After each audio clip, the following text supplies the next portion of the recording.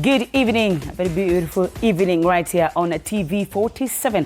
I am Katela Meisi and welcome to World Cup Extra, whereby we give you the analysis, whatever happened at the World Cup that is ongoing, being played at the USA, Mexico and Canada. Now, right here you can interact with us. You can also share your thoughts with us on our WhatsApp number and of course on our social media pages. Our WhatsApp number is 0793267279 and our social media platform is TV47 Kenya on Facebook and TV47 Digital on X. And of course, kama kawaida, you know I'm not always alone. But before I introduce my guest today, I want to ask you, our viewers back at home, our question of the day, which is, which African side has what it takes to surprise everyone at the 2026 FIFA World Cup? Which African side has what it is to surprise everyone at the 2026 World Cup? You can send in your thoughts. I've shared our WhatsApp number, I've shared our social media pages, and of course we'll be going through them. And remember also, you can send in a voice note. You can send even a video of yourself talking about which African team, if it's Morocco, if it's Egypt, if it's Senegal, Cote d'Ivoire, if it's Cape Verde, which African side you think has what it takes. Now, good people, I'll be introducing our guest right here with me on my left, my fullback three. Peter Kuria, Joseph Kuria, karibu sana. Asante. Uko fiti? Nashukuru. Team France.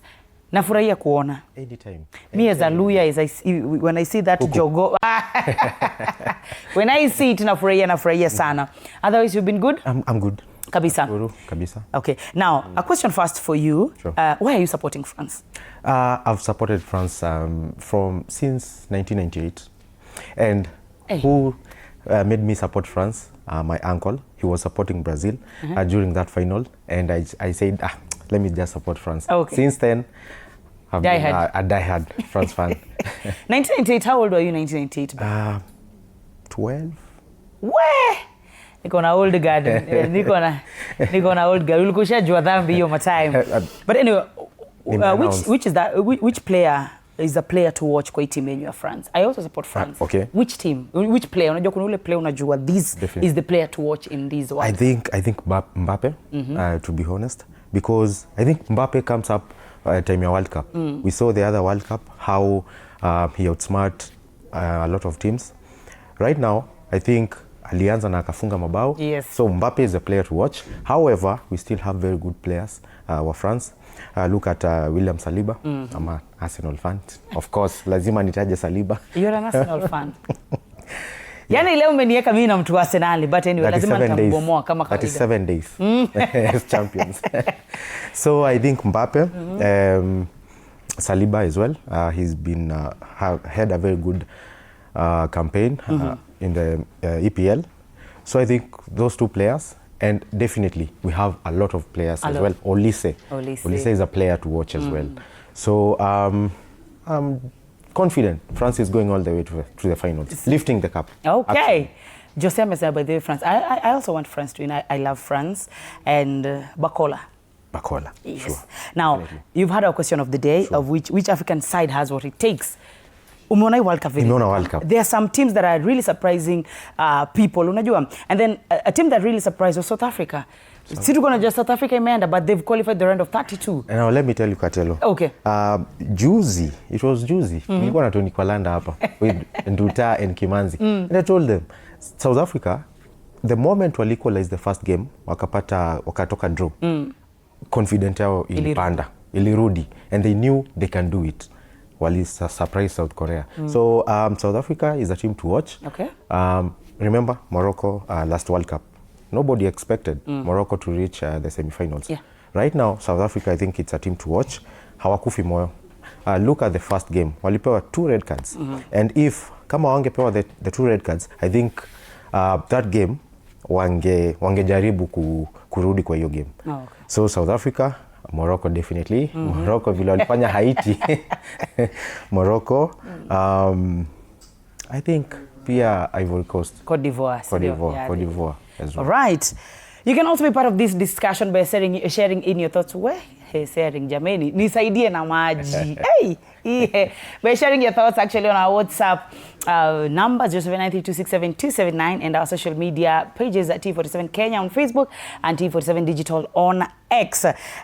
So right now, before our next guest comes in, alikuwa anamaliza kukula lunch. Sijui chakula ilikuwa tamu namna gani. But anyway, now let's start off with Morocco. Joseph here said Morocco has what it takes. At least Morocco has what it takes to surprise everyone. Last World Cup walifika semis. So this World Cup maybe wanaweza fika finals, but let's talk to us. You've seen how they played. We saw how they played Brazil. We saw what they've done to Haiti. Tuanze na hiyo game yao Morocco and Haiti. Mimi nilikuwa na expect bado mabao kibao. Sikuwa na expect they would consider hata mabao mbili. Sure. Because wako na defense fit sana. Morocco wanacheza, tunaweza waita Samba Boys wa Africa. I think wana possess your ball, hawaogopi, wana come up, yani wanatokelezea. Game yao iko sawa. Hakimi ame prove to be another ako level ingine. Brahim as well. So I think Morocco wanaweza fika finals. Wanaweza fika finals if there's no way watapatana na France hapo katikati, maybe watagonga nao finali. Okay. Morocco versus France finals. Now when you say that finals, maybe Morocco versus France. Yep. You've said Morocco inaweza kutupin pin down. No, I'm just asking, unajua. Yes. Just say you game ikakuwa hivyo finali, Morocco versus France. First things first, it can be very interesting having an African team reaching the finals, unajua. Definitely. And then Morocco, unajua, Morocco is the only team imepigwa na Kenya actually. Imagine. Kudos to Harambee Starlets. Kenya ndio imepiga Morocco peke yake by the way, unajua. Na wale wapiga wakiwa 10 man. But anyway, ikifika hapo finali, what's your take? Wewe unaweza kuona inaweza kuaje komsiko msaa 50-50. Game unaweza ionaje? Inaweza enda extra time ama mapena. Wakipiga na France. Sasa hapo nimekwambia nataka kupin down. Anyway, lazima kuwe na winner. I think lazima kukuwe winner, definitely. But I think hapo nitakufa na Morocco. Utakufa na Morocco, African. Nitakufa na Morocco. I mean, unajua we've wanted this cup for the longest time. 1958 was 1958 or 1968 somewhere there about was Africa's first goal kwa World Cup. Right now tumepeleka 10 teams kwa World Cup as Africa. So I think it's Africa's time. Tumeona teams Africa ziki zimejituma. Cape Verde, who expected Cape Verde to draw against Spain? Nobody. I never expected that. So I think it's Africa's time. I think tukifika finals, timu yote ya Africa itafika finals na kufa nayo, alafu France. Win-win situation. Of course, we're joined by the beautiful Kuria. Mambo vipi? Salama kabisa. Umechelewa wapi? Kwani unapenda kukula saa hii? Effects of sleeping late watching the games. No, you can't blame me, but I'm here now. Welcome. Thank you. I can see the elephants. God well represented. I had to. You had to, yeah. All right. And my very good friend from UK, huko Ukambani, Kimanzi. What's up, Kate? Wago, anukoaje? Uko fiti sana. Unajishika nini? Sijashika na kuangalia. Oh wow, okay. Lakini uko poa Kimanzi? Niko chonjo. Kabisa. Now the two of you, Kura and Kimanzi, our question of the day is here and I would really love to hear your thoughts on these. Which African side has what it takes to surprise everyone at the FIFA World Cup? Najua Tanzania Cote d'Ivoire. I would have loved to say the team, but I think the answer is pretty obvious. Morocco. I think Morocco they can go band for band with any European team. If you check the rankings, you can see Morocco is like the highest ranked team outside Europe and South America, if I'm not wrong. The only problem Morocco has is not killing games. If you watch the previous game, they scored a very early goal, but everything from there was uphill. I even thought Scotland might get a point from that game. Was it Scotland, yeah? Haiti. No, the last game before Haiti. Scotland. Yeah, Scotland. I actually thought Scotland might get a point. So Morocco just needs to work on killing the games, and taking the pressure off themselves. But anyway, they can get to the final. They can surprise us just like in 2022. I am here for it. Kimanzi, which African side? Unafikiri ni gani hapo? You see, first I want to say I was very happy to see Brazil winning. I told Jose and Kuya here that it will be an easy win for Brazil when it comes to that match against Scotland. Yeah. So I'm happy. But they give out the goals very easily. No, relax. No, relax. You were talking when you were talking, I was he was listening. silent. Please, Anyway, please go ahead. despite the hate that is happening in this African continent, Okay. I will fully support South Africa because they really showed that resilience when it comes to that match, and they won. And again, I was very happy to see the likes of Rollins Williams performing well when it comes to South Africa. And again, South African fans were very, very much happy when it comes to their team, and they are really supporting their team. You can see what happened in Johannesburg, in Cape Town. A lot of fans came out to support their team. So despite the hate, football must unite. Yeah. They should not divide. So on my hand, I will support South Africa, and they might be surprised because they are going to meet Canada, which is host nation in this World Cup. So they are going to win against Canada. And Manzi when nikigeu. See, look against South Africa. When they had party, because they said they opened a game of Mexico and South Africa. It was a hate party. Actually, people said it was a hate party. South Africa, people they should go back and take care of their jobs. Yes. But now you're here saying This is my first time. This is my first time I'm supporting South Africa here. Because during the first show, relax. The first show. South Africa. You are here. I think we have that. Give me time. We have evidence. Yeah, give me time. The first time, I said South Africa win, and then they were defeated. Then the other day I said that they have that chance of winning, and then they won. Now in this round of 32, they are going to meet Canada, which is one of the host nations. And then what you can see when it comes to South Africa, I said that their opening match against Mexico, they were very aggressive, and that's why they got those red cards. Yeah. So this time around, Hugo Bros went back. He said that I want to make my team, and then all of a sudden, they just won. That was a very tiny chance of them to succeed in the round of 32. Now, it's their time. They're going to win against Canada. Mark that in your calendar. Well, my director and my producer, I know you've got this. Please, cut for me that part. Me and Kemanzi pamoja hivi tunapelekana sana. Now, let's talk about Brazil beating Scotland 3-0. Unajua, they beat Scotland 3-0. Vinicius Jr. played really well.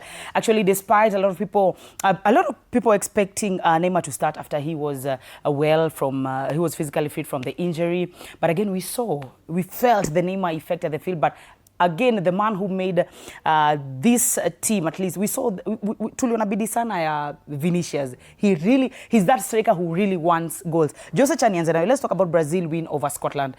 Were you expecting watapiga Scotland? I expected watapiga Scotland by a very narrow chance. But they surprised me 3-0. Scotland are a very good team, a very strong team. But siku expect 3-0. However, Vinicius come up. Sijui Ancelotti amemfanyia nini.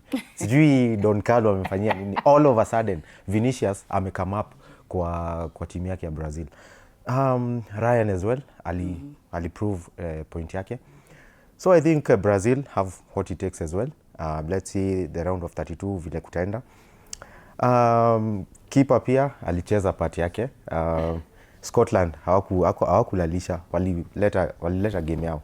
So I think all in all, Kimanzi was right. I remember alisema Scotland wanaenda kuchapo mbaya. So I think Kimanzi on that one. It's a win. On that one. I even told Duta. Give me my time.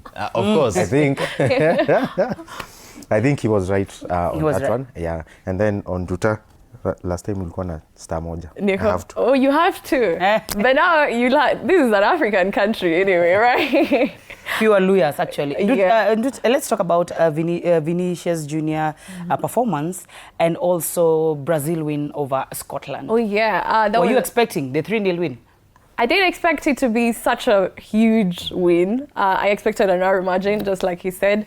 Scotland gave the game away, like right from the word go. But Brazil capitalizing on the Scotland's mistakes was very good. Vinicius brought his A game. He has been bringing his A game since the game started. And I think Ancelotti is being vindicated for dropping Joe Pedro.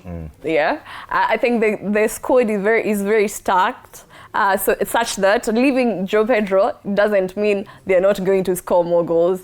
But yeah, everybody understood the assignment. Everybody is playing their part, and I think Brazil might go. I think as far as the semis. I don't know about the finals, but the semis, yeah. Swansea, Vidi had 5 shots on target, which led to 2 goals. All right. And his pass accuracy, if you remember, Kelly, it was 83%. He really gave his best yani kwa hiyo game. Let's talk about his individual performance and then Pierre Brazil performance, team, the whole squad. Remember, a lot of people say Brazil ilisha. They say Brazil ya sahi, Brazil ilisha kitambo back in 2006. Time ya kina, unajua wachezaji wa them days. But what's your take about the team Brazil and Vinicius Junior performance? You look at me. Again. It's just what to attack. Again, I'm happy. Okay. I'm happy.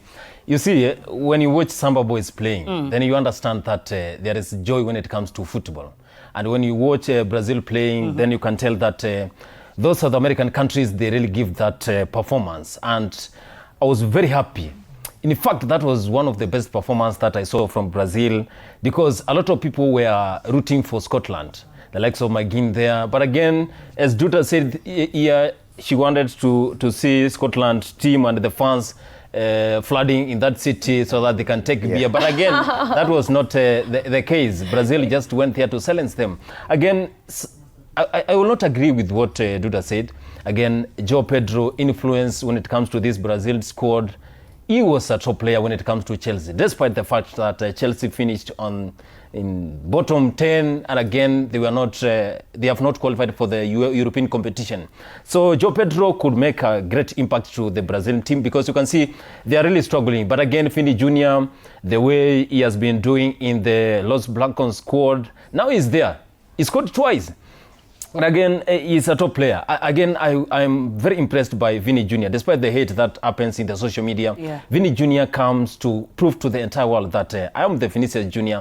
and I can make sure that Brazil can go and can make a great step when it comes to the FIFA World Cup. So I'm very happy for Brazil. Again, despite me being a Chelsea fan, I saw what happened. Matthias Cunha is doing a good job in that Brazil squad.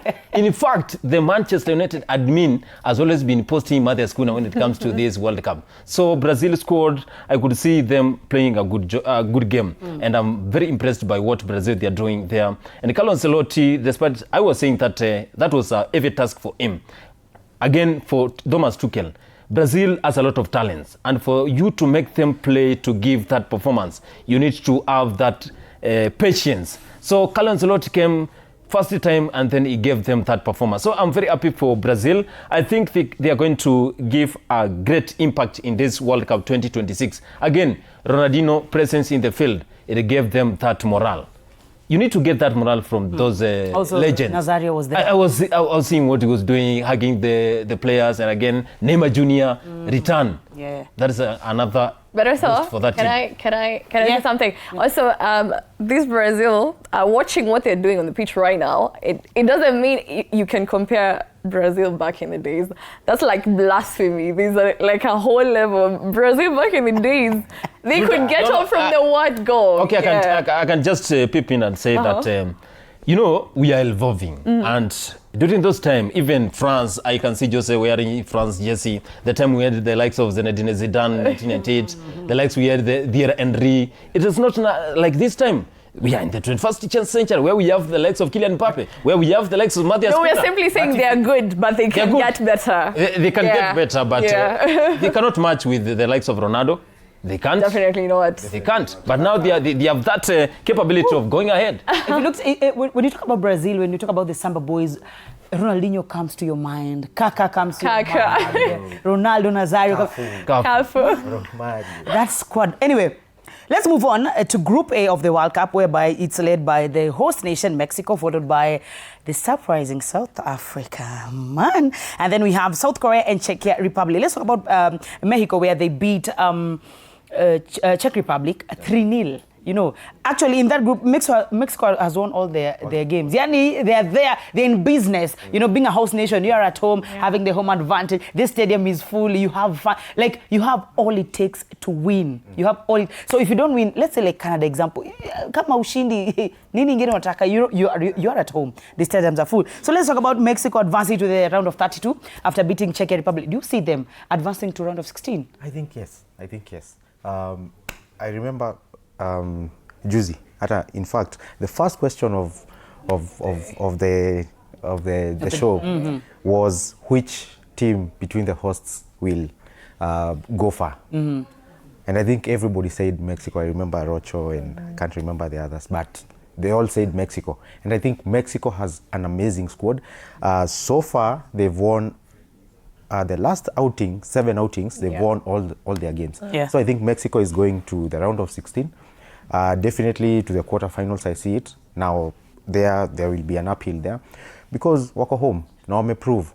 In fact, out of the host nations, wao wameshinda zao zote. US walichapo jana and also Canada wali lose to Switzerland. I told you. I told Kimanzi that as well. So I'm seeing Mexico all the way to the quarterfinals. From there, tutaanza kujua. Tutajua.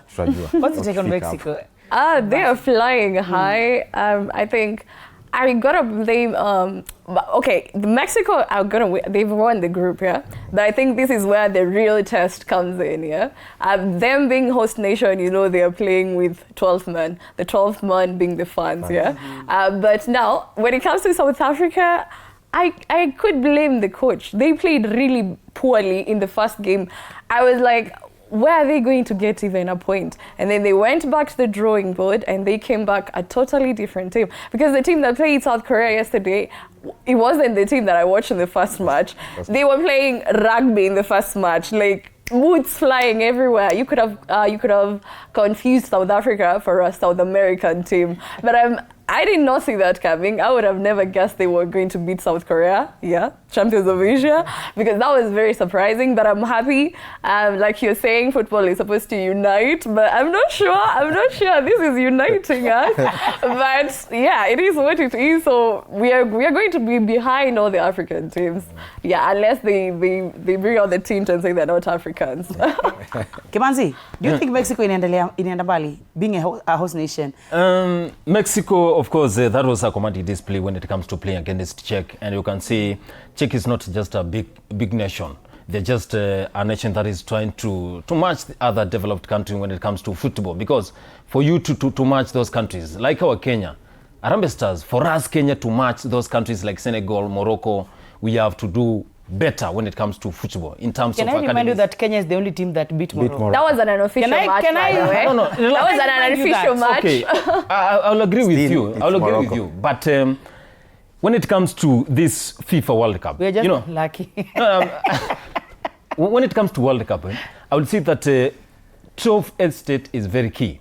And Mexico fans have been really coming to the stadium. They have been showing that support when it comes to their team. And the likes of Brazil, the likes of Colombia, we have seen a lot of fans coming out, and I'm very impressed by the way what is happening in these South American countries. They are saying that there is high ticketing prices, but again, Mexico fans, they have been coming out. I was just discussing with my colleague there, and they are saying that Mexico fans, they are one of the best fans that have been turning out in this stadium. So I think 12th estate has been helping Mexico to give them that full confidence when it comes to the team. And again, the likes of top players there, we have seen the likes of Raul Jimenez. They have been making sure that they are very well positioned when it comes to these matches. And then I would say that Mexico, they might win their next match and they might go to the round of 16. And again, I'm very happy. One day, I'll go to Mexico City. Amen. From the mouth. There's some good news when it comes to Mexico. Say amen. Amen. Anaenda Mexico kutuambia tu.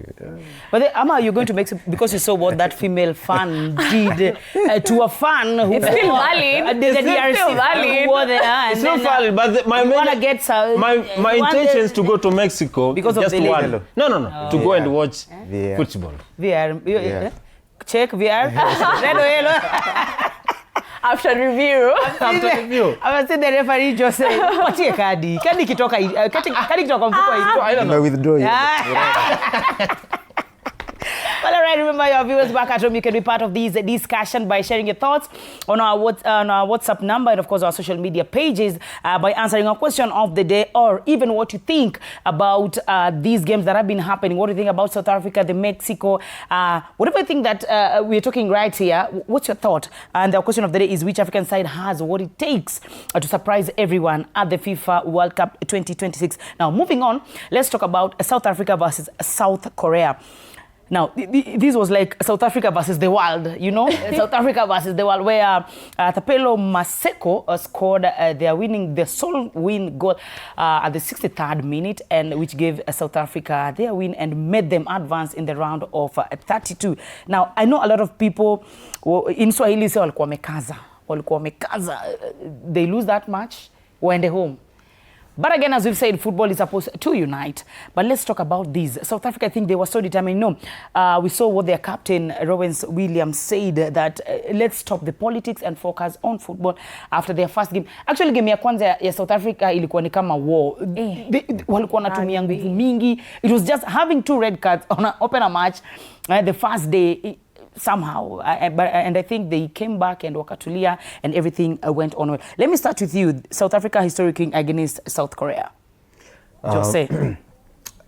I expected, to be honest, I expected South Africa to go far. I remember on our last show, I said South Africa might surprise South Korea, which happened. South Korea is a very good team. Yeah. They're fast, and they know, they play their own style of football. South Africa walijituma, to be honest. After the first game, I disagree with you, Katelo. They have 2 red cards. The first one haikuwa red card. Hiyo after review haikuwa red card. Huyo jamaa angepewa kadi. Anyway, referee hata tukusikia amesema nini. Kupatia kadi pia wewe. Hata tukusikia alipewa kwa nini. Referee alisema tu after review nini red card. So I think it was just a bad day hiyo game ya kwanza. Wakacheza na Czech. Was it Czech? Yeah. Yeah, Czech. Wakawa surprise 1-1. It was Mexico, yeah? Mexico. The first game was against Mexico, 2-0. Then Czech Republic. That penalty, like tulipoanza, that penalty iliwapea hopes. That draw ya Czech iliwapea hopes. Na hiyo ndio walijituma nayo South Korea. So I think South Africa is a team that could surprise us in this World Cup. Korea, do you agree? First things first, was the first red card a deserved red card? No, that was very soft, and each being the first game of the tournament. And again, it's the host nation. Any warning? It just no, not really. It just validates anyone who is saying officiating is very inconsistent. Because I don't think that was a red card, and I think them getting a red card took them completely out of the game. Yeah, wanasema ukikuwa mtu 10 unajituma, but it was quite the opposite for South Africa in that game. Like he is saying he expected South Africa to win. I really did not. But I'm happy. The goal scorer, what's his name again? Tapelo Maseko. Maseko. He has a very inspirational story. Please, if you have time, just go and read about it. I am happy he's the one who scored it. As much as we are saying we're not behind South Africa, but the real test is about to begin. I don't see them going far, but they've already made history. So according to them, this is a win already. If they make it to the round of 16, another history and another win for them. But as far as they're concerned, they've already won it. But we are yet to see more, and I hope they play the same way they played versus South Korea in the rest of the games. It's their first time going through, group stages. Yeah. So it's very historic for them actually. Kimanzi, do you agree? Korea. Of course. No. Must change. You were supporting South Korea or South Africa? Mimi sijasema South Korea. Uli support South Africa kutoka mwanzo. Nimekuwa mtu wa South Africa. First, I'm very happy commanding display when it comes to South Africa, when it comes to that match, and it was a very important match for them, for the players, and for the nation. So I was very happy to see South Africa winning, and again the legends of South Africa, the likes of Ben McCarthy, our Harambee Stars head coach, they have been really supporting their team. Again, a lot of people have been hating on South Africa, but when it comes to the football, what Hugo Broos did is, after that first loss against Mexico, he went back as a coach and thought that I need to make a change. I need to tell my players that this is World Cup. We need just to be soft. We need to just utilize our chances so that at the end of the day we get 3 points. So that draw against Czechia and then coming all the way to win in that final match against South Korea, I think I was very impressed by South Africa. Personally, I watched that match, and the likes of Kimi Jai there, the likes of Yuming Song, they were just playing, but they could not catch up with that momentum of South Africa. So South Africa is a team that can make a great surprise when it comes to this FIFA World Cup 2026. So South Africa, the guys from Johannesburg, Cape Town, they are guys who can make a big surprise in this 2026 World Cup. Well, we wish South Africa all the best. Being with that, we are Africans. We support them, by the way. But it really surprised a lot of people. The hoi hoi and the hoi san. We are with you there. The relatives, Jonas. but remember that when it comes to South Africa, their goalkeeper, Rollins Williams, is a very talented goalkeeper. Actually, the other day I was having some discussion with my guys, and then I told them that for those EPL teams, the likes of Manchester United, the likes of Arsenal, the likes of Chelsea, who are struggling with Robert Sanchez, they should just come to this FIFA World Cup and try to scout these top players. I've seen Rollins Williams' performance against Mexico. He denied a clear opportunity.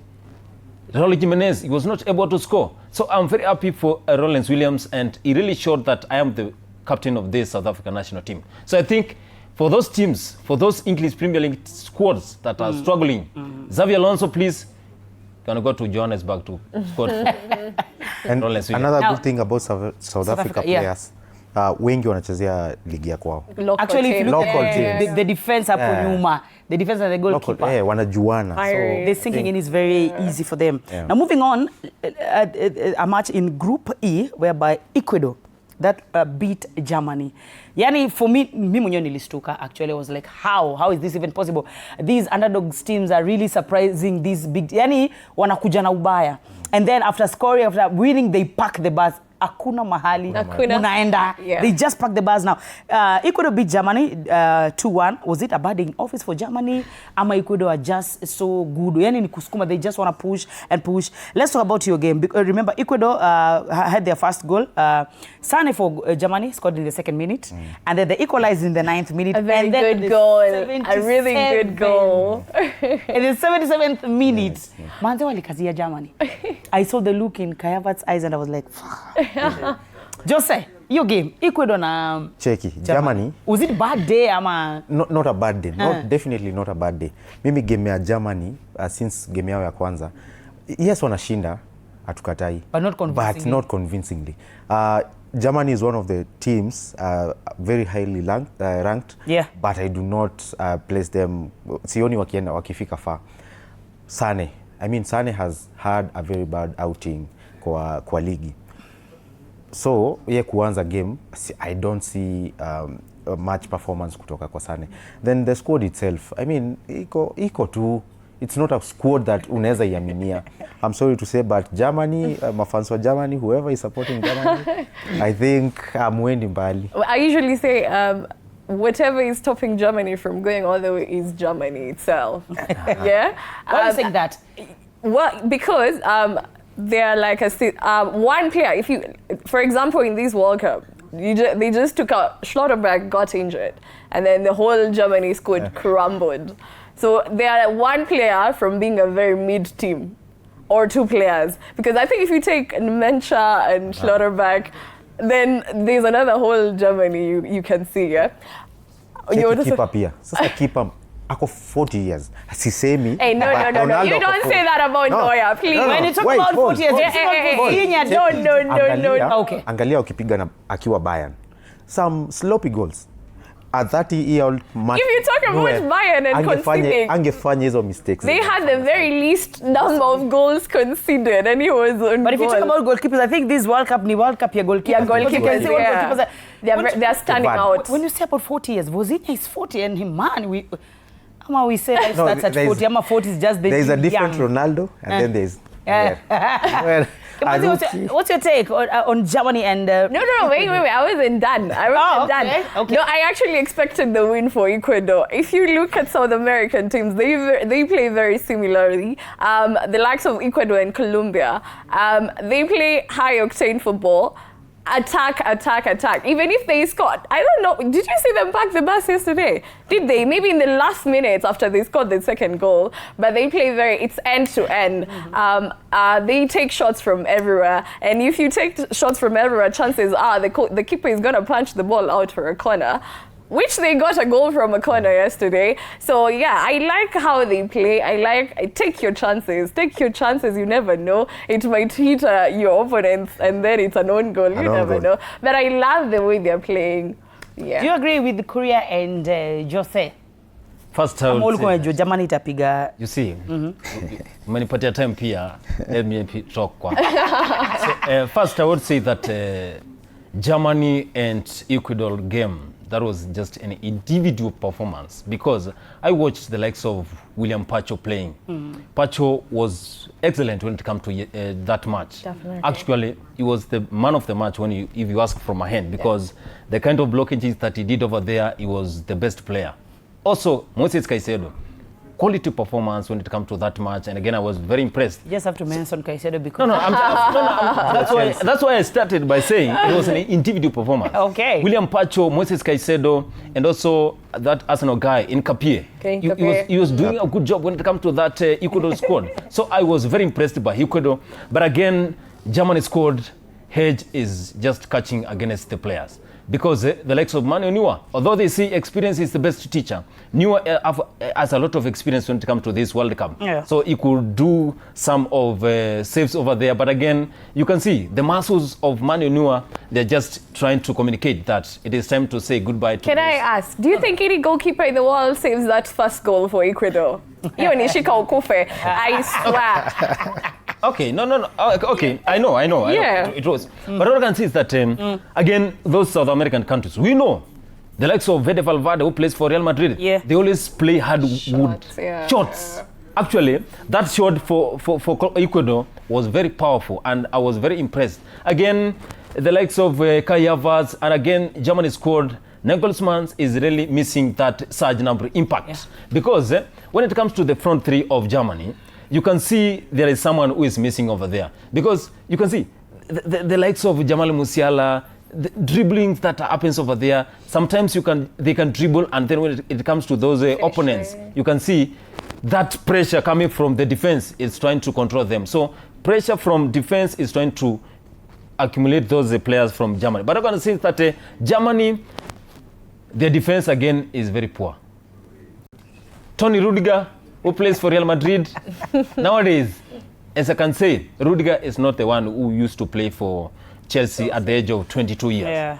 He has really transformed. And again, Germany, I don't see them as the favorite for this 2026 FIFA World Cup. I think 2014, that goal for Mario Götze, it was enough for them, because for them to transition so that they can win World Cup, it's a long way to go. Now moving on to Group E at the FIFA World Cup that is happening right now. Let's talk about Ivory Coast, all right? Their win. Ivory Coast jana walimaliza Curacao mapema sana, you know. Nicolas Pepe did that thing, alifunga mabao mbili, and I remember people talked when Ivory Coast played, they really play good football. And I remember the last Saturday when they were playing Germany, walikuwa hold sana until the last waliachilia. I don't know why waliachilia. And then we also Adingra, what kitu walifanya, man. Yani, I think the whole of Africa is so mad at Adingra, even as at now. But let's talk about Ivory Coast beating Curacao 2-0, all right? And my question is, do you think that it can be the tournament surprise team, because they really play good football? Wanacheza ball poa sana. Ivory Coast ata outing ya AFCON pia walicheza game poa sana. So I think Ivory Coast pia it's a team to watch. I mean, we expected wapige Curacao.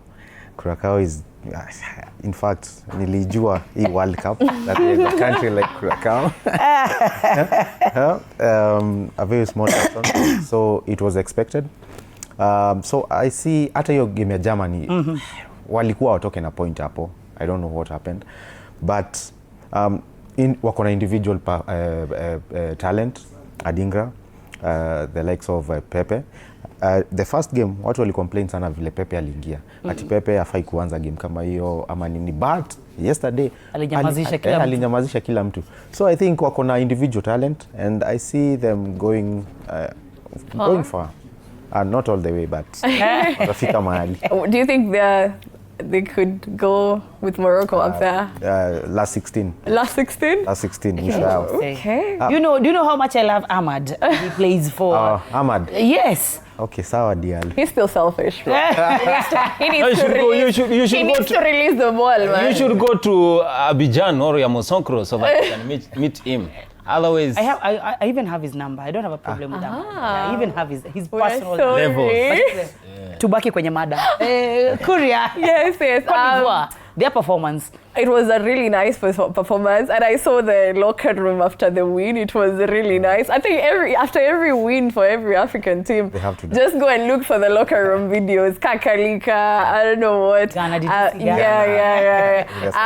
I'm so happy they beat Curacao. I think that was pretty much obvious they were going to win that game. I want them to go all the way. You know why? For Diomande. If you read his letter to his sister, it was very touching, and I think the whole of the world is behind Ivory Coast. I think Luta has a thing with soft, or rather stories. Yeah, if you have a story outside, everybody has a story. No.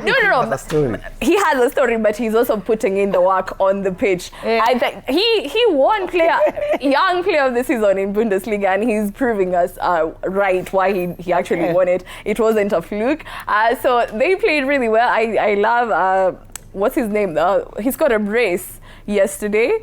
And I think Adingra still has a chance to salvage himself for whatever he did in that Germany game. Of course, I think Ivory Coast are in a Bali. But before you come back, good people, before Kemanzi take your points and before Kuria Indele, we'll be going for a very short commercial break, at least to kunywa maji kidogo. And when we come back, the discussion continues. Don't go nowhere. This is TV 47.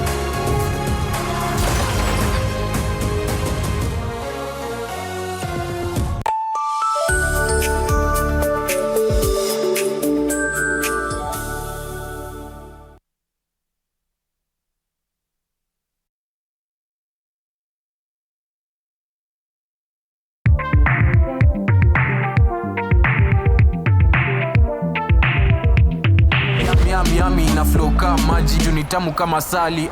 Ni juicy. Are you bored? Kuna vitu zinakuudhi. Usijali my bro, ibu kama taka juicy juni.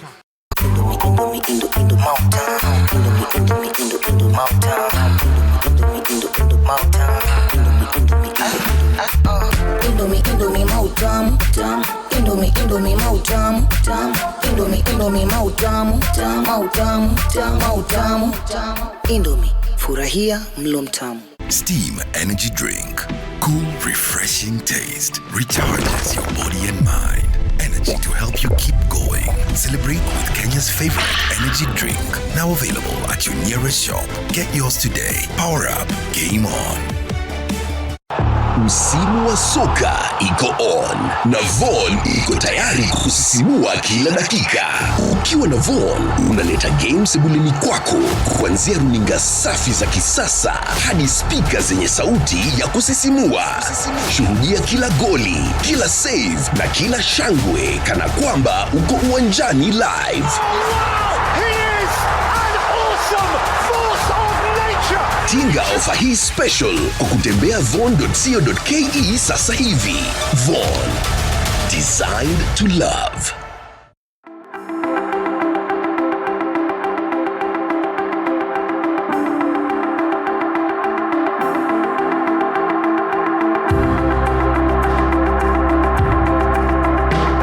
With every drop of oil products delivered, we honor our mandate to power Kenya's growth and fuel the region's future.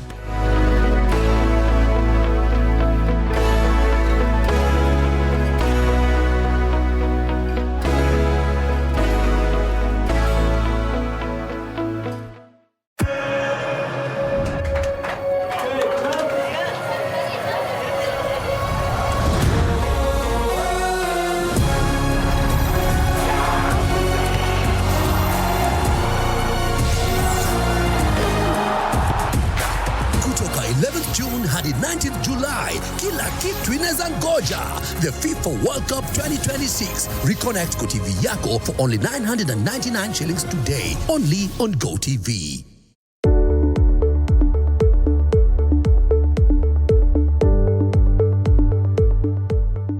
If someone faints, ensure to do the following. 1. Lay them down. Kneel by them. Raise their legs and give them fresh air and monitor them. If they are slow to recover, treat as unresponsive and call for medical assistance.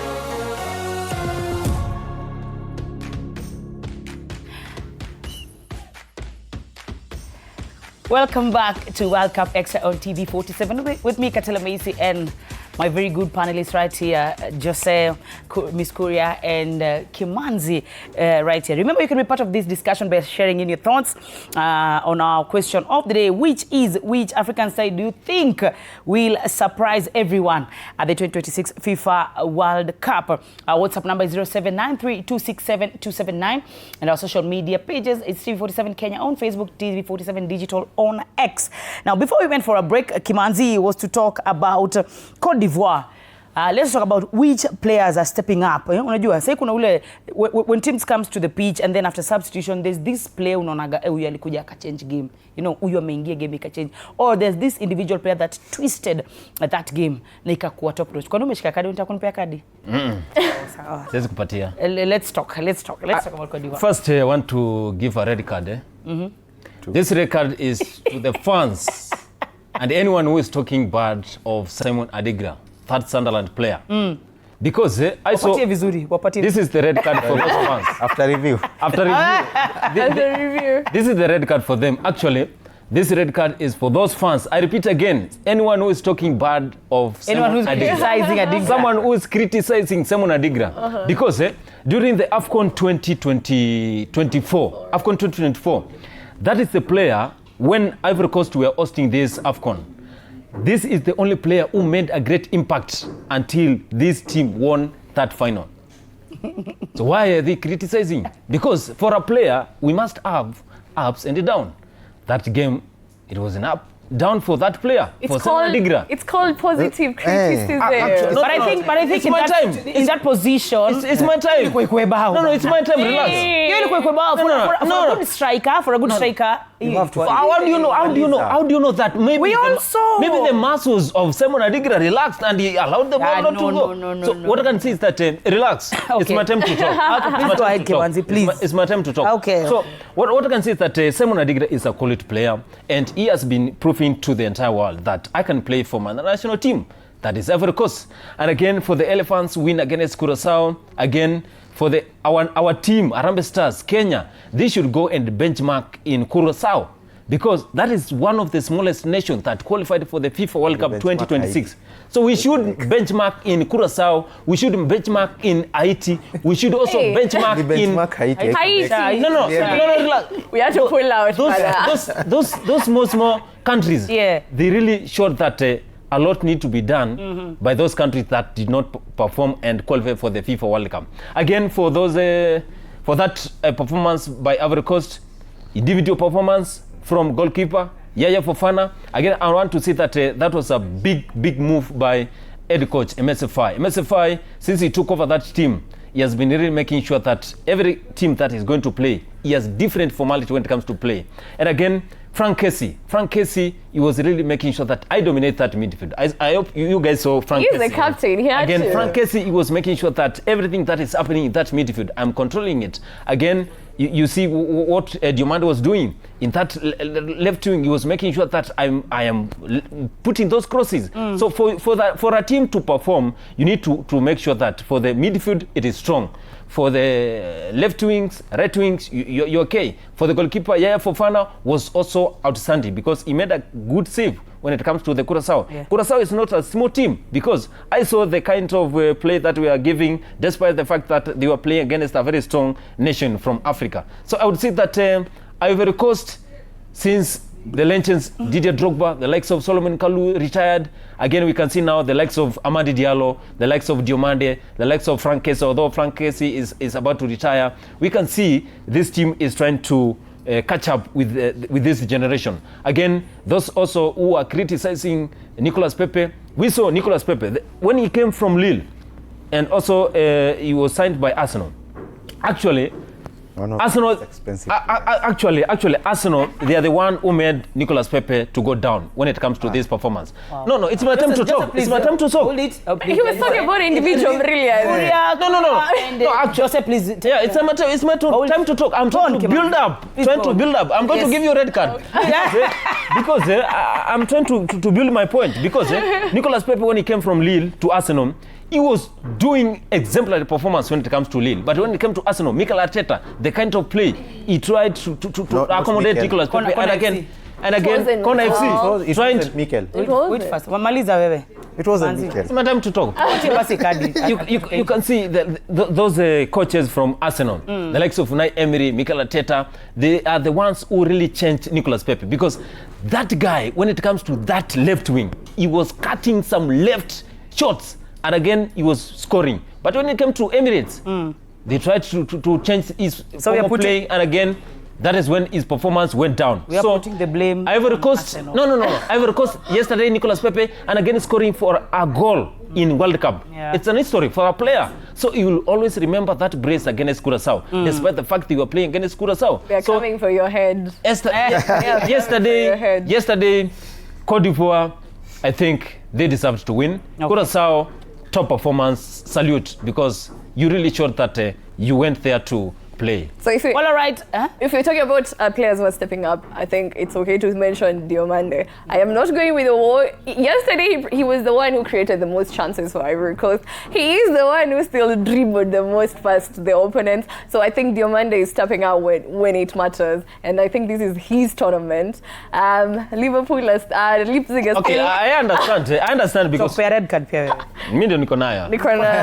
Yellow, yes, niko na steam hapa. Sawa. Give him the first and then the second. Yeah, and then the second one, yeah. But now let's move on to Group F, whereby the Dutch walipiga Tunisia. I don't know what has happened to Tunisia. They were beaten 3-1 yesterday by the Dutch side, of which they really played good football. Acha nianze nawe Jose. What is happening in Tunisian team? Mwanzo it was the first team kuambiwa Luere imeenda. Alafu hawapigwi bao moja. Wanapigwa bao mingi. And then I thought it was so bad of them to sack their coach after the first game. And then the one you bring in bado wanapigwa. You know? I mean, maybe ni locker room issues, wakona issues to changing room, but wanapigwa convincingly. So sio mistake ya coach. Ama ni kikosi tu hayuko. 5-1 game ya kwanza. Even if you sack the coach, then ya pili 4-0. 5-0, 4-1. 5-0, 4-1. But at least they scored a goal. I mean, there's no at least. Mnapigwa yani kupigwa tu. Yani say anapita tu. Anacharazwa. But Netherlands yenyewe wako na kikosi fiti. So Netherlands pia ni team ya kuangalia. It's a team to check na tusiandamine sana. Inaweza songa because remember 2010 walifika finals. 2014 walifika semis I think. 2018 hawaku perform sana, but 2022 hii ya Russia ilikuwa Russia ama Qatar walisonga up to quarters I think.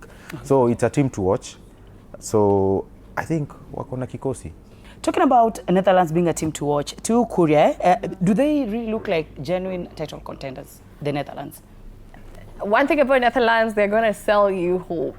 They're that team that usually comes close, but Atletico Madrid very far away from like getting it all. Because if you look at the team right now, they have everything they need. If you look at the squad that was selected, it was very good. I like the fact that Koeman went with Brobbey and not Fleming, because Brobbey is both technically and physically fit. Because Brobbey is a bully. Brobbey is gonna bully everyone then and score his brace. But again, Netherlands are going to go far, but I don't think they're going to take it. They are that team that just goes almost winners in every tournament. They are going to convince you, but when they go to the biggest stage, they do that one small mistake and then they're out of it. Talking about Tunisia, they have so much theatrics going on. I don't think sacking your coach when it's already bad, I don't think that's an answer. Also, if you sack the coach and you're already losing,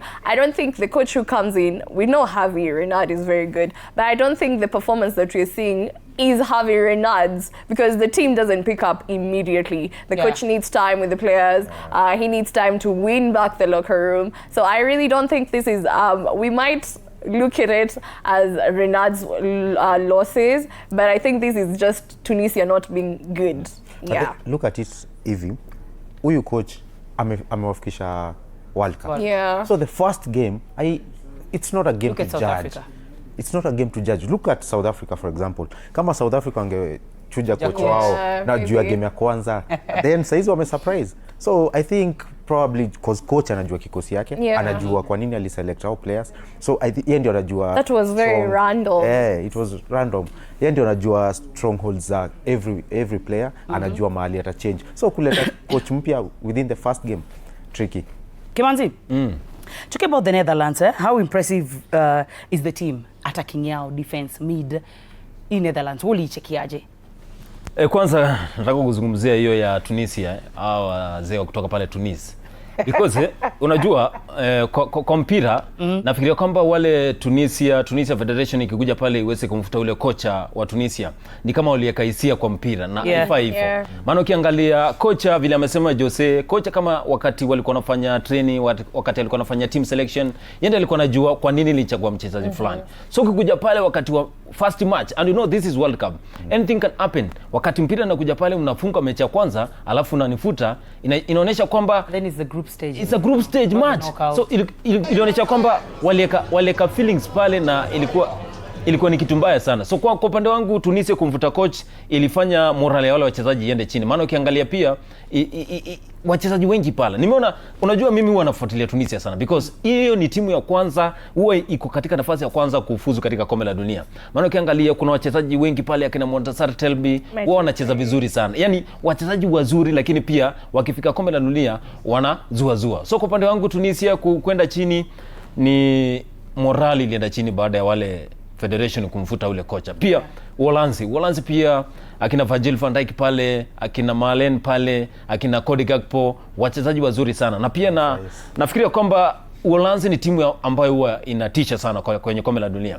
Mwaka 2010 wakati walikuwa na akina Arjen Robben pale, akina Robin van Persie, niliona wakati walikuwa wanacheza dhidi ya Hispania ile finali. Yaani ile ni timu ambayo ilikuwa inaonyesha kwamba for the next 10 years kwamba tutakuwa tunatisha kwenye kombe la dunia. So ukiangalia Uholanzi kwa sasa tuko na generation ya kina Virgil van Dijk sasa. Yaani inaonyesha kwamba bado wako na ile energy ya kupush kwenye kombe la dunia. So Uholanzi kutisha tumezoea, na wachezaji wengi pale wako na ile passion ya kuchezea timu ya Uholanzi. Maana ukiangalia wale wachezaji wanacheza ligi za pale tuseme Uholanzi, wengine wanacheza pale Italia, wengine Hispania. Kule Hispania watu waoni, Malen hatumuoni. Mwenye tunajua pale sana ni ule captain wa Liverpool, Virgil van Dijk. No, I have to go against that. Have you finished first? Are you done? Okay, I'm not done. You're not seeing Malen. Have you seen him? I'm just trying to say. I'll get this card. No. Okay, My point is my point was I'm trying to say wachezaji wengi huwa tunaona kwa ligi, lakini wakikuja kwa timu ya taifa huwa wanaperform sana. Ukweli ni kwamba wale Uholanzi wakikuja kwa national team ni wachezaji ambao huwezi jua, hakuna Messi, hakuna Ronaldo, lakini watashinda tu mechi, watafunga tu mabao, lakini hakuna mchezaji ambaye analeta impact. So kwa upande wangu Uholanzi ni timu ambayo inakuanga promising kwenye kombe la dunia. Unasema ni moto ya gazeti. Pole tu. Unaona nini? Netherlands wanaweza kuwa hawana hiyo like the talent ya Messi, Cristiano, however teamwork inakuanga. Netherlands wako na team. You wanted to say something to him when he was... No, I was has he been watching Malen? Ever since he left the Premier League, he's almost No. He's scoring goals. Come on. Oh, he's scoring goals, but in the Premier League, Aston Villa, he was just dumped. No, but he left. That's why you leave. Greener pastures. You leave, and then He went to Roma. Well. He went to Roma. But when he went to let's- Roma, he has been scoring goals. But I was saying that Netherlands squad is always promising. Still in Group And F. that is teamwork, the way Joseph said. Teamwork is coming up. Now we're still in Group F. Yesterday was a very interesting game between Japan and Sweden. It was a very good match. The It was best one. very interesting, Jana. Yani I saw Japanese wanacheza ball, man. They really play. Now yesterday they shared points. Yesterday now tuanze kuongelea this game. Jose ntaanza na wewe. Let's talk about this game. It was very competitive. Game actually I was focusing really on that game compared to hiyo ingine ambayo ilikuwa inaendelea kucheza. What's your take? Japan and Sweden. Because currently in Group F, Japan is at number 2, and then followed by Sweden, and then team yetu. He's an Arsenal fan. I think I know what he has to say. Definitely. Lazima tuanze na Japan. He did not. Yes, but hakufunga. Uliona impact yake. Which impact? Angalia, cheki from the first game. Game ya kwanza walipigana 5. We're talking about yesterday's game. No, let's Against which team? Let's focus on Japan and No, we thank are you. moving. because if you look at the superstars, Jana, Isak, Shua, Gyökeres, Shua. Yeah. Elanga at least, actually. Elanga ndiye Yeah, he alikuwa turned up. Yeah, he turned up. cheki, huwezi ongelea bila kuanza hadi Watu wa we Arsenali. have to They start always from- have a reason. History. Yes. Okay. But So, let us remind you mlipigwa Champions League. Yeah, go ahead. Okay. So I think Sweden wameturn up despite hao kupigwa game ya pili 5 walipigwa convincingly. Yeah. Was it 6 or 5? 6-0. Yeah? was Netherlands. bad. Yeah? So despite hiyo they came up, they turned up and they won the last game. Elanga yesterday aliperform 2 shots on target. Yeah. Great performance from Elanga. Tunajua performance yake, but one player mwenye I don't know what's happening to Isak. He's not turning up since atoke Newcastle aende Liverpool. Game yake ili flop at some point. So we hope ata bring some confidence in himself. I think ni confidence issues too. So Japan as well. Japan huwezi underrate because it's a team ni kama ni kama hii yenye tumesema sahi. Team ni kama Netherlands. Yeah. Teamwork in terms of Japan. Wanajua hawana talent like that big talent, but kitim wanajitumanga. So I think it was a good performance from Sweden as well. Japan, congratulations, wali qualify pia the round of 32. Itakuwa ni game rahisi, by the way. It hasn't been a very easy group. And now, to you, Korea, which team do you think really benefited in that draw? Definitely Sweden. They're doing exactly what. If you look at Sweden, they never won a single game in the qualifying. They're doing exactly that. They are grinding their way to the next round. So I think they benefited more from the point. This was Japan's game. If you looked at it, because it was end to end though. I get you why you were focusing on that game so much. I also was, because I love attacking football, end to end match. Japan do not have the size. They don't bully you, but they're quick. Contact football. They keep the ball. They are quick. Also teamwork, like we talked about. Yeah. So I think this was Japan's game, but a draw. That was a really good goal. That was a very good game. They gave us another game versus Netherlands. Because if Sweden wange lose, they hata wange qualify kama best loser. Because walikuwa wameshapigwa 6-0. Was it 6? It was bad. Ilikuwa mbaya. Kimanzi, hii game ya Japan na Sweden, what's your take on that? Because manze ilikuwa game, pande zote zina attack. It was very interesting. It's kama ile semi-final ya Champions League, Bayern and PSG. Very interesting game. A final within. Your take? My take is that Japan is one of the giant killers when it comes to World Cup. We have seen in 2022, 2018, 2014, 2002, we have seen what they have been doing. And of course, and again, Japan survives with a lot of counter-attacks.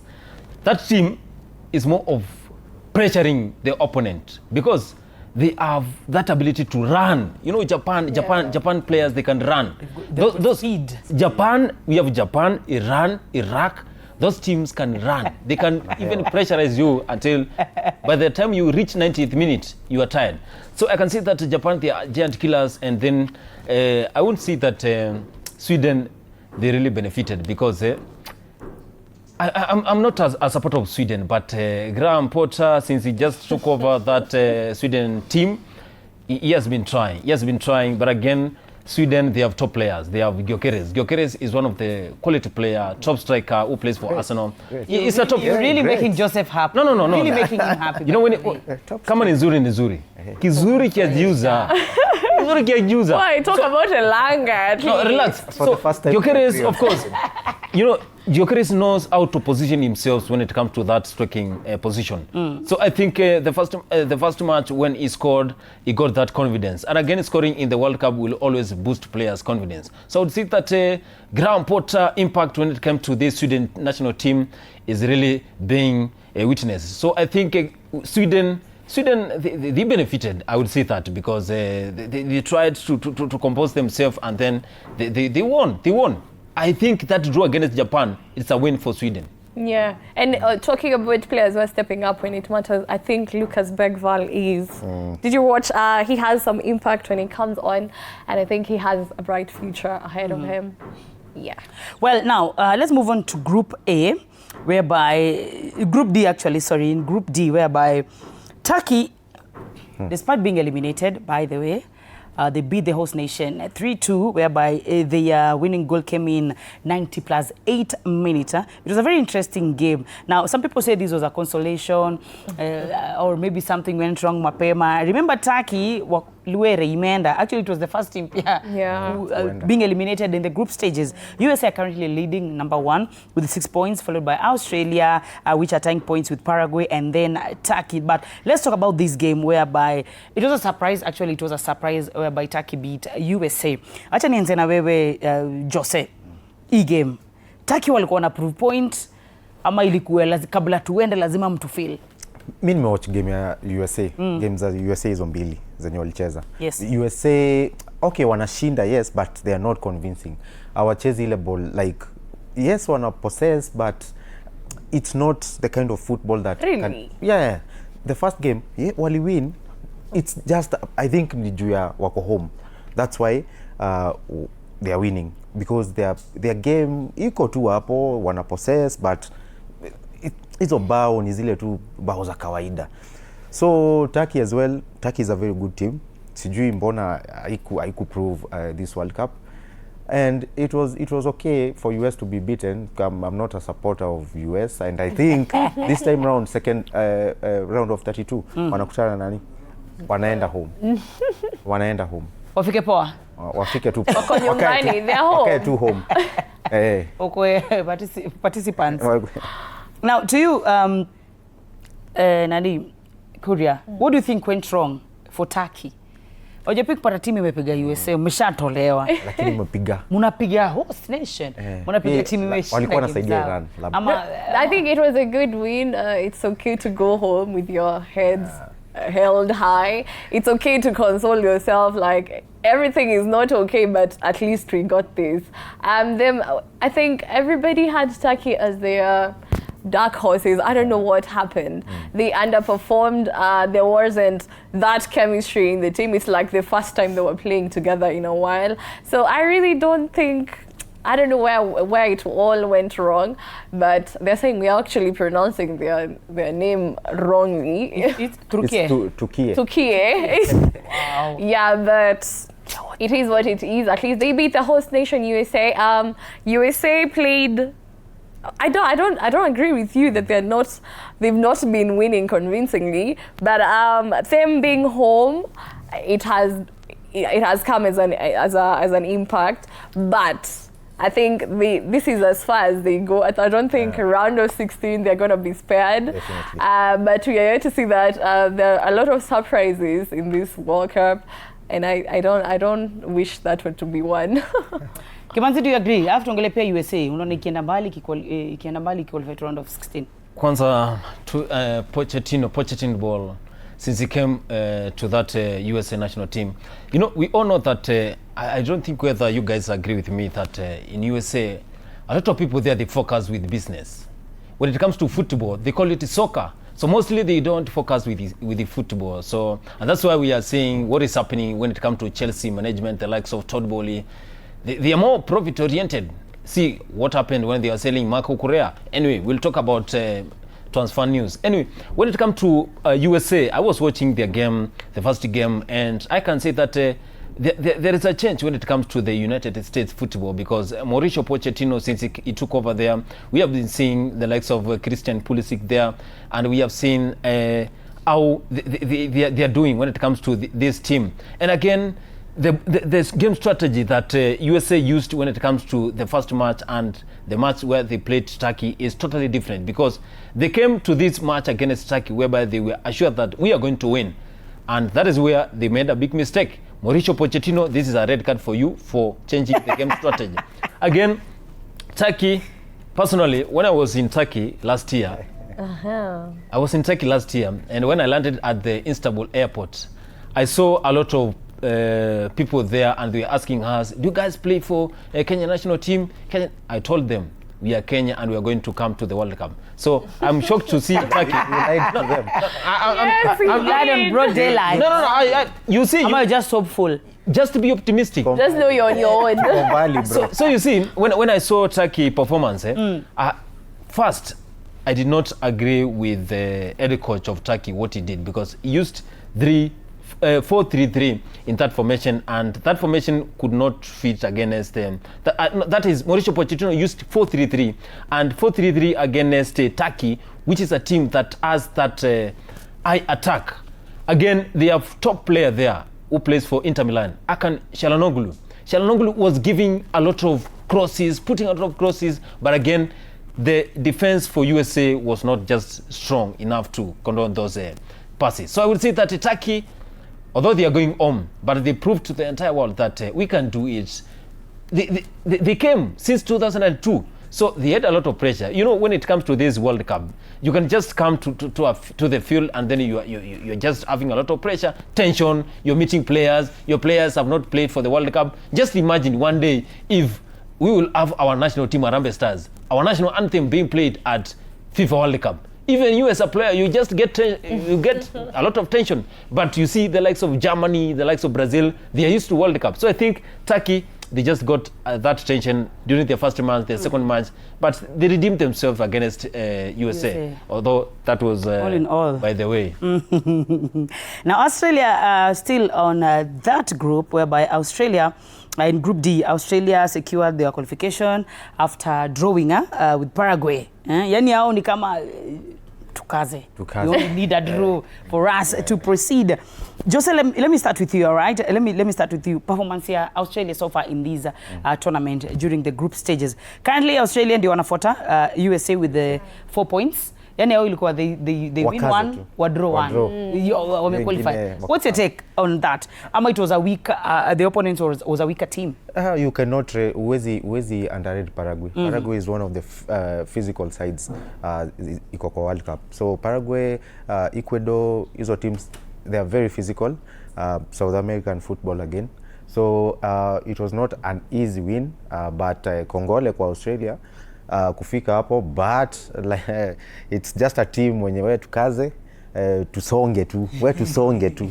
I think that's their performance. I've basically watched, I think, only one game in Australia. Wanacheza tu like normal football, ile tu textbook football. Oh wow. Hakuna, there's no oomph kwa hiyo game yao. Kuria, do you agree? Ama wote take on Australia, unaona wakienda pia umbali, ama hapa round of 32 ndio mambo inaenda kuharibika? I think we might misjudge. If you look at the group, it's not such a... the group was open. It was anybody's to proceed. I think we had USA going to the round of 16 because they're at home. But then from number 2, 3, 4, that was open. And getting a point from Paraguay, leave alone 3 points, getting a point from any team from South Africa is a huge win for you because they are, just like Jose said, they are very, very physical. I think when any team from South America plays, it's 70% football, 30% moods. If you live there with your physically fit, then you were made for football. But I think Australia ni ya kukaza. They came here to kukaza and it's working for them. But I don't know how long it's going to work. Because kazi inaenda kupigwa round of 16 and nobody goes there as a fluke. So yeah. Kimanzi, do you think that Australia can make another deep World Cup run? Unaona hawa wase wakiendelea. Australia, I would say that when it comes to this World Cup, you see, I've been monitoring what is happening in this FIFA World Cup 2026. Yes. And those coaches who are very keen, they are getting points. I think some coaches, they did their calculations that we are facing. For example, Senegal, they did not do their calculation because those coaches who are very keen, you see, head coach of Australia, he knew that I get a point against Paraguay, I get another win, I draw, then I'm going to proceed to the round of 32. You see, those teams, they were sure that, of course, we are given some strong opponents. So what are we going to do? The same case, what Ghana did, we are given a very strong opponent like England. So what are we going to do? We are going to make sure that we are going to get 1 point from them, and then we are going to proceed to the next level. So I would say that Australia, the head coach is the one who knew what he was doing. So getting a point against Paraguay, although Paraguay, they missed the likes of Miguel Almiron, because he was given that red card. And again, that red card that was given by Almiron, it was a straight red card because of closing the mouth while he was talking. But again, when Jude Bellingham closed his mouth when he was talking to the technical bench of Ghana, he was not given red card. So I think that is a difference for inconsistency for the refereeing. So I would say that Paraguay is a very strong side. We all know that what happens in the South American side. Any team that comes from South America, they either play aggressive football or you are going to win, pack the bus, or you are going to get a point from them. So getting a point from Paraguay, I think that was a major achievement by Australia. And Australia is a very small nation. But again, what they do is they come together, they get their own strategy, and then they are going to make sure that we are going to win matches. Same case, what teams are doing this World Cup. You know, a nation can just proceed to the round of 32, to the round of 16 by just getting those points from NL. So I would say that mpira inadunda na tutapata surprise. But the only difference na team kama Australia, you know, yes, tutoke kwa group stages. But now, wakishatoka group stages, hapo ndio maybe it's an achievement for them already. Na ndio nimekwambia, okay, kuna round of 16 pale mpira sasa lazima win. Basi mpira inadunda pale. Mpira inadunda unaweza pata pale mpewa Brazil na pia mpira inadunda pale mnafunga. Idunde kwa Brazil. Inadunda. So Seros, we are here mpaka World Cup ishe. Now I just want to remind our viewers our question of the day: which African side has what it takes to surprise everyone at the 2026 FIFA World Cup? Our WhatsApp number 0793267279 and our social media pages TV47 Kenya on Facebook and TV47 Digital on X. Tuambie what do you think? What do you think? Which African team? Kama ni Egypt, Ghana, Senegal, Cape Verde, my friend. Now, today at 10 p.m. we have a very interesting game. At exactly 10 p.m. East African time in Group I. Yes, it's Group I. France will be facing Norway. Yani hapa it's Mbappe versus Haaland. Yani it's going to be one of the most interesting matches, but tutaona, you know, tonight at 10 p.m. First, before we get into deep in discussion, your prediction, wacha nianze nawe. Your predictions kwanza. Yes, Jose. Tusta. Predictions, come on. 2-0 Mbappe 2. Prediction? 2-2. 2-2. Prediction? 3-win for Norway. Huh? Norway will beat France, all right? Yes. Okay. Now let's start this discussion. Remember, in Group I, France tying points with Norway. Both teams have been performing very well. All right, that's why I'm saying that this is going to be one of the most interesting matches that we have tonight. Now, which player do you think will be the player to watch? Wacha nianze na wewe, Jose. You've said Mbappe. And Olise. Look. Mbappe, Olise. Actually, Olise has been fantastic. Olise has been outstanding. Exactly. Angalia game ya pili yenye walicheza. Hizo pass alikuwa anaweka kila. Wacha kwanza nikufinye pause. We have a call from George in Nairobi. George, karibu sana. Niko salama kabisa. Uko mzima? Unanisikiza kwa studio? Tunakupata loud. Niko salama kabisa. I can get you loud and clear. Unapiga simu kutoka sehemu gani hapa Nairobi? Niko pande za Pipeline. Pipeline? Yes, Nairobi. Hapo sawa kabisa. Ndakazi South. Tuchangie sasa kwenye mada. Mimi kwa upande wangu ile timu naona inaweza kama Afrika. Yes. Ni Morocco. Okay. Yes. Morocco imekufurahisha sana since the tournament started. I really admire their game. Their composure. Okay. Yes, they're up to the standard. They're up to the standards, ndio? Yes. Asante sana. Any other team apart from Morocco ambayo unaweza surprise watu? Even South Africa wanaona wanacheza vizuri pia. South Africa pia, si ndio? Yeah, they're doing good. Asante sana. Na game ya leo kati ya France na Norway. Niko pande ya France. Niko pande ya France. Asante sana Joseph. Yeah. George. Asante sana. You were saying something, Joseph? Look, angalia tu depth. Unasema hizo game mbili Depth tu ya France. Kuna wako na player wako bench wanaweza make a change wakiingia. Angalia the 2 games wamecheza. In midfield, very good Ulise, Chouameni, Rabiot. Compact. Chouameni ana drive ball vipoa tu.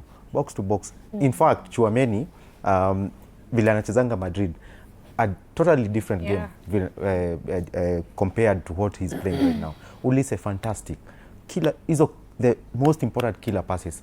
Ashajua unaona vile Pogba alikuwa anajua Mbappe. Yes. That is how Ulise ashajua Mbappe. The first goal the last game. Nobody expected that pass from Ulise. So Ulise is visionary, anajua kutime those runs za Mbappe, and of course Mbappe is a World Cup player. Wacha hata ligi, wacha na Madrid. He's a World Cup player. He's coming to I foresee leo anafunga 2, afikie Messi, alafu Messi watatolewa, then Before Miss Kuria comes in, let's receive a call from Peter from Nyahururu. Peter, karibu sana. Asante. Uko mzima? Yeah, niko mzima nashukuru. Hapo Nyahururu ni baridi ama kuna kajua kidogo? Kuna kajua kidogo. Asante sana. Tuingie kwenye mada. What's your take? Which African team do you think will surprise? Norway versus France, niko team France. Okay. Na timu gani hapa Afrika unaona ita surprise watu in this world? Cote d'Ivoire game yao jana ilikuwa poa sana. So you are saying this because of their yesterday's game ama vile walianza ama the way team imekuwa ikikuwa tu? Vile walicheza jana game ilikuwa fine, thank you sana. Tulifurahia. Asante sana. Well, thank you. Well, thank you so much. But you can still be part of this discussion. Remember, you can call us in live. Niweke hiyo namba kwenye screen, Mr. Director. Watakuwa wanapiga pale simu, and of course pia bado wa WhatsApp number.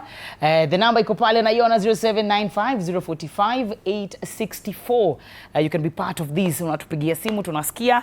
Now, game ya leo tunaongelea Miss Kuria hapo wewe. Leo France, Norway. Inataka tu umekaa mahali hivi na kitabu na karatasi analyzing. Take notes. Let's talk about that game. Do not miss that game. It will be end to end. I hope it will be end to end. Mbappe, you said this is his tournament. He's a tournament player, and I think he's gonna turn up today. But it won't be easy for him. I'll cut you short. We have a caller from Nakuru. Mambo vipi brother? Poa sana. Uko fiti? Niko fiti kabisa. Unatoka area gani Nakuru? Cup Xtra. Yeah. I know that place very well. Now tupatie game ya leo kwanza, prediction yako? Mimi niko kwa France. Hey, France iko na watu wengi. Alafu sasa swali la kwanza, which African side do you think ita surprise watu sana hii World Cup? Cape Verde. Yeah. Unaona itasonga sana? Itasonga. Why are you saying that? Kwa nini unasema hivyo? Juu nikiangalia game yao. Yes. Ni kama vile wanacheza wako sawa, wakituma kidogo wanaweza surprise watu. Yeah. Asante sana. Ame call in live from Cup Xtra pale Nakuru. And also remember, continue calling us in live. Tutakuwa tunaweza kuchapiana na wewe. Kuri, you were saying something. I was saying France are very tenacious. If you watch their game, everybody is playing their role very well, except people are criticizing Dembele, and I have to say, maybe same today, but Dembele has been playing out of position so that Olise can play at 10. So that's why you're not seeing the best of Dembele, yeah? But I have to congratulate Deschamps, and I actually feel very down for seeing Rabiot in the team, and I was like, what is Rabiot doing in the team in 2026? And then I watched the first game and the second game, and like, he knew exactly why he had Rabiot there and Tchouameni, because Rabiot has been distributing balls everywhere. Today, Mbappe might score, not a brace, just one, because it won't be easy for him.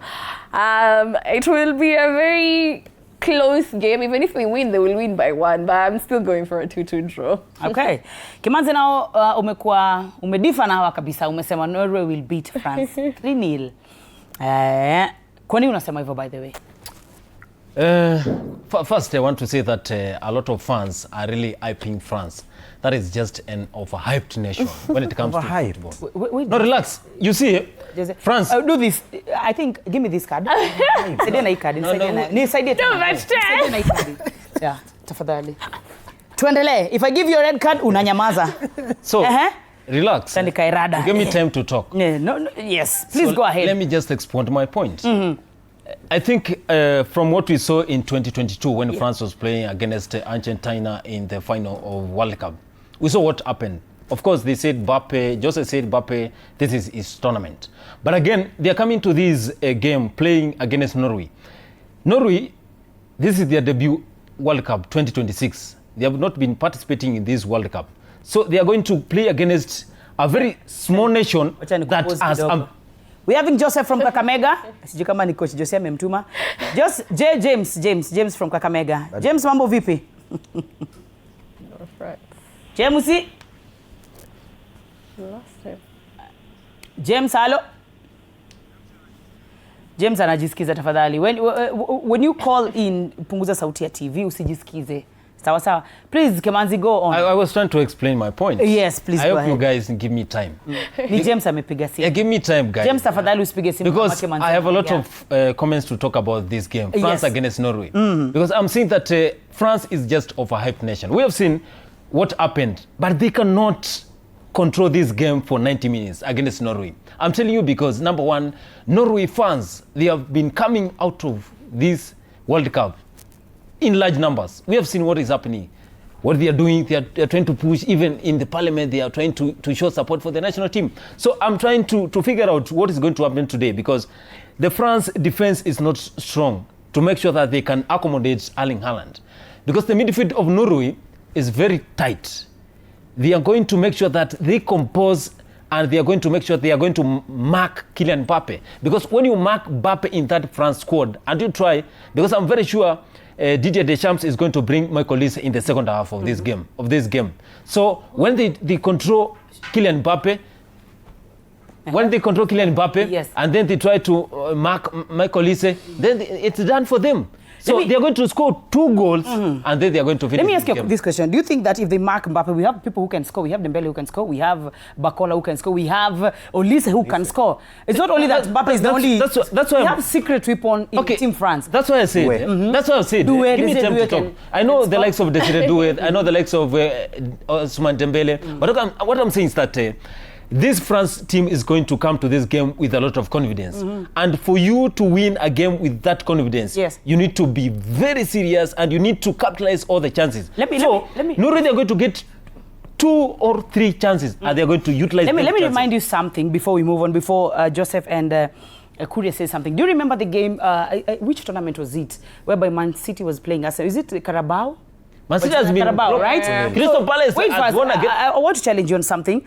They marked Erling Haaland, your striker, but who scored the 2 goals? Nico O'Reilly. No, relax. You see. Because when you say they'll mark Mbappe, Mbappe is not the only player in France who can score goals. Give me time. You know, there is a strong word when it comes to every team. And I am very sure Didier Deschamps and the entire France squad are sure that in as much Mbappe is their key player. In as much there's a stronghold, there's always a secret weapon. Example, Manchester City, we have Haaland. But Bernardo Silva was always the secret weapon in that team. Right? So, Kimak Mbappe, you don't get it? Of course. No, okay. Yes, give me that is the question that I'm asking. Give me some, no, you see, I told you. Kimak Mbappe, France watafunga. No, they can win. They can score goals. They can score goals. Okay. I'm sure that because they have 11 players. Okay. So anyone can score goals. But for them to score goals tonight, they are going to have a very tough time. Kazi ipo. And I'm very sure those guys, Didier Deschamps is going to come to this match with a lot of confidence. The likes of Fabian Ruiz, the likes of Kylian Mbappe, the likes of DStv. So they're going to come to this game. What's in Norway? Norway, no. Norway is going to come to this match knowing that we are going to face a giant. Giant in this World Cup. So they are going to utilize any chance that they're going to get. So any small mistake France is going to make, Norway they are going to score. Joseph, you wanted to say something. You have to give me... Please go ahead. Please go ahead. See, I have to correct on two things. Number one, France is not overhyped. It's a team that... It's overhyped. It's not overhyped. It's a team that has performed in big tournaments. 2006 finals, 2010 semi-finals, 2022 finals again. Mbappe scoring, actually, was it 3 goals, including the penalty? Now, look, when the second correction is Olise. There's no way Didier Deschamps will not start Olise. Olise has to start. I can tell you for a fact, Olise, Mbappe, Dembele, Rabiot, Tchouameni, those are starters in this game. Now, you're talking about marking Mbappe. You can mark Mbappe. That's fine. But then you have Olise. Olise akona vision. Anajua hii goal iko pale. Unaona? Ile bao alimiss iligonga post. Simple, under pressure. Say, you see the same way you are saying. Nonchalant. No, I'm telling you. My English, but it's a nonchalant, but what I can say? Dembele, a Ballon d'Or winner. Simple, anajua mali goal iko. So unasema. Miss Kure, please go ahead before we move on. I have a very controversial take about this game. I think Norway will have lost it if they man-mark France. Because if you man-mark France, there's no way you're going to hold Olise. Olise has pace. He's going to dribble past you. I think if they mark the zones, they stand a chance. That's why I'm going for a 2-2 draw. Yes. Because that is what... Okay. Yeah. You might mark Mbappe. I think that is what... No, give me time to respond to this. Because, you see... France has been dominating in World Cup for a long time. You have seen what they have been doing, but they are going to face a nation that. But you just said they are overhyped. Yeah, that's why I'm trying to. I think this discussion. No. We'll continue this discussion. No. That's why on Monday after the results come. Relax. You have to give me time. If we are here, give me chezwa. Umesema Norway itapiga France. Amesema ita draw France. Very good prediction from the three of you, all right? So we meet here on Monday, by the way. Let's move on to the next because we only have less than 10 minutes. To finish because we are yet to talk about Senegal, we are yet to talk about Uruguay against Spain. Now let's move on to Senegal. Senegal hasn't won any game. So unfortunate because when you talk about African football, you cannot miss to mention Senegal, you know. So they are playing Iraq. Well, somebody said it won't be a very... Some say it's an easy game. Others say it's not an easy game. But what's your take on this? Senegal and Iraq. And then we've seen how... When we talk about Senegal, we've seen how Sadio Mane has been performing. This is not the Sadio Mane... in the matches that they have played, this is not the Sadio Mane... In my own opinion, this is not the Sadio Mane that has been... This is not the Sadio Mane that played the AFCON. This is not the Sadio Mane that was the leader in that team after the team wanted to leave the stadium. Let's talk about that game of Senegal, a last chance playing Iraq. Jose achanianse na wewe. It's so unfortunate that Senegal washatoka. You know, Senegal is a team that tunajua in African football is one among the giants. So it's so unfortunate. I think also ni last game ya Mane most probably inaweza kuwa maybe ata-retire, but I think Mane kuenda Saudi Arabia ili flop game yake because Mane haja perform nini, hayuko kabisa. Game ya kwanza hatumuoni, he's the leader, yeye ndio tunajua kwa hiyo kikosi, haja perform kabisa. And then kipa wao pia tu blanda twingine, kipa wenyu wa Chelsea anaitwaje, Mendy tu blanda twingine kama ile game ya kwanza. Then like Kimanzi said, Iraq, Japan, Iran ni team ziko na hewa, ziko na pressure, watakusukuma mpaka dakika mwisho, wanakimbia mpaka the last minute. And then sisi African football, we have that tendency ya tukikimbia hadi dakika 60 then tunaanza kurudi down. Iraq wanakimbia hadi 90. So it's a tight game, but I'm hoping Senegal at least watoke hata na point also or 3 points. Yeah. I think Senegal are going to go out the same way Turkey did. They're going to win this game, but I just hate that we had to get here. And I was sitting somewhere and I'm looking at the table. I'm like, what are people saying about African football? Because Senegal are the champions of Africa, and here they are. They don't even have a point. Like, you could argue it's the group is very tough, but still. If you watch Senegal, that group, having Norway and France. Yeah, right. It's a very tough group. And then your first game is with France. So does it say a lot about the group, or does it say a lot about African football? I don't want to say that, but I think Senegal will win this one against Iraq. I think it will be something like a 3-1 win. Yeah. Kimanzi, this time game is Senegal, Iraq. Very disappointed, very disappointed to see the Lions of Teranga exiting the tournament. For them to want to advance to the round of 32, they need to score more than 4 goals because they have -3. Yeah. So they need to score 4 goals and against Iraq. Continue. Ningu. But I'm also hoping to apate tu at a point. So wacha wafunge hata bao nne wasonge mbele. Wajaribu. But sasa shida ni hizo nne zinatoka wapi na kina Mane? Unless we come up. Maybe my shockers just like South Africa did. Well, in that same group, let's move on to another group where Uruguay will be facing Spain. In that group, Group H, Spain are currently leading with 4 points, followed by Uruguay with 2 points, which are tying with Cape Verde. Now, Uruguay will be facing Spain. We've seen Spain play, and nobody thought that Cape Verde it hold down Spain. You know, having a team like Uruguay at Jambia, and if Cape Verde ilishika Spain, who are we? But we saw when Spain was playing Saudi Arabia. But now, you know, sorry to say this, but Saudi Arabia and Spain, we all expected Spain to beat Saudi Arabia. Now, I think I'm Goja, ndakupea kadi. Ni mimi naongea sahi. No, I did not finalize my point. I will tell my director to me bounce akuto. My mic just dropped. My mic just dropped. You just went quiet. No, my mic dropped. Okay, please go. So I'm very disappointed. Very disappointed. Actually, very disappointed. Who you fan wa Norway? Yes. No, very disappointed to see the Lions of Teranga exiting the tournament because for them to win, to proceed to the round of 16 or the round of 32, they need to win by 4 goals. So I am also concerned by what the head coach of Senegal is doing. Starting Nicolas Jackson in one of the key matches, I think that was a big mistake because he had a lot of blind passes and again making a lot of mistakes when it comes to the front three. Playing against France, they had a lot of chances. Their first match, they had a lot of chances. And again, they did not utilize their chances. Again, playing against Norway. If head coach of Senegal had that strategy to proceed to the round of 16, they could have gotten a draw against Norway, gotten a draw or won against Norway or won against France because they had a lot of chances. France, they came into their second half and then they utilized their chances. So I think that the head coach of Senegal did not plan for this World Cup. That's why now today he has a lot of problems. When they exit, we are going to have a lot of critics coming because we saw what happened. They won AFCON 2025, but again, it was given to Morocco. Although they scored goals, but now African champions exiting at group stage. It's a big question mark. Yeah. Now, naona masaa imesonga sana. Parting shot. Today we're having Spain versus Uruguay.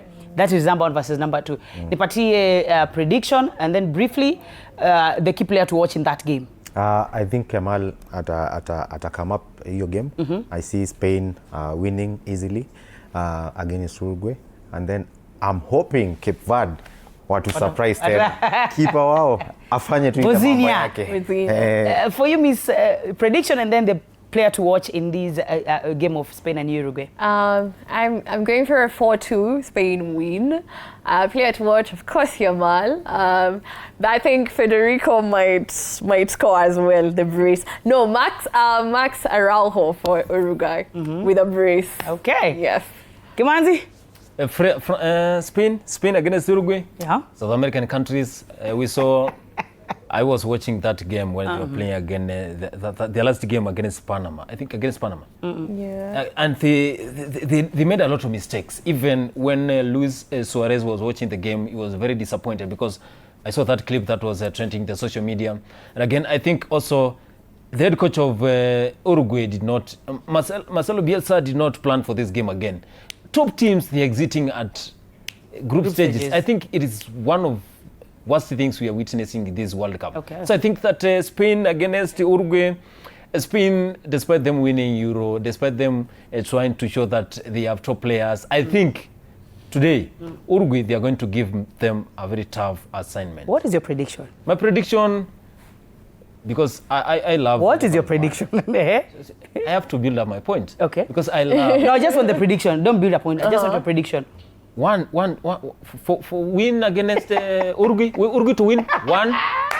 Just one goal. So Uruguay, that match is 1-0 in favor of Uruguay. Yeah. Well, all right, ladies and gentlemen, it has been fantastic. It has been awesome. Thank you so much, Kimanzi, Fanwa Norway, Fanwa Uruguay. We are here. We shall meet. We shall revisit.